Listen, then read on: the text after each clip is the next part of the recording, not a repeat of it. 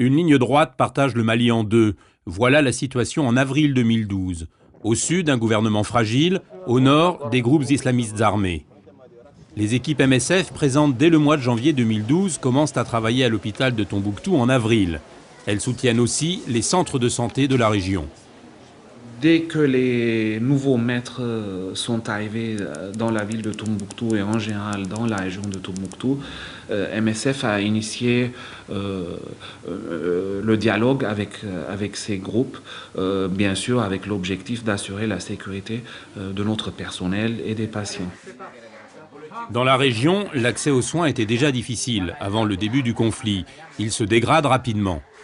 Il n'y a pas eu des épidémies, on n'a pas pris en charge des milliers de gamins avec la malnutrition aiguë, mais c'est clair qu'il y avait un désert sanitaire avec le changement de la situation sécuritaire et il y avait un départ quand même des cadres de certains hôpitaux et des structures de santé.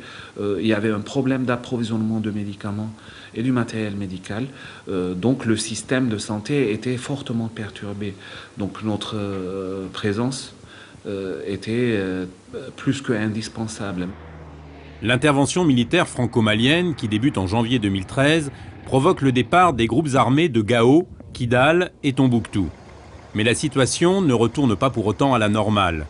Le personnel de santé ne se précipite pas pour entrer au nord. Les prix explosent et l'insécurité reste endémique. Dans ces conditions, les 460 000 personnes déplacées au Mali ou réfugiées dans les pays voisins n'ont pas l'intention de rentrer chez elles. Pourtant, leurs conditions de vie sont précaires. À Mbera, en Mauritanie, plus de 70 000 réfugiés s'entassent en plein désert. Nos enfants sont malades, les traitements sont difficiles. Il nous manque quand même de latrines et de l'eau. De l'eau, de la nourriture, des médicaments et des soins particulièrement pour les enfants et les femmes enceintes. Les besoins sont immenses et l'aide insuffisante. Une enquête nutritionnelle menée par MSF en novembre 2012 a révélé des taux de malnutrition aigus de 17%. À Mbera, tout comme au Niger ou au Burkina Faso, MSF offre des soins aux populations locales comme aux réfugiés. Leur travail risque de durer encore longtemps.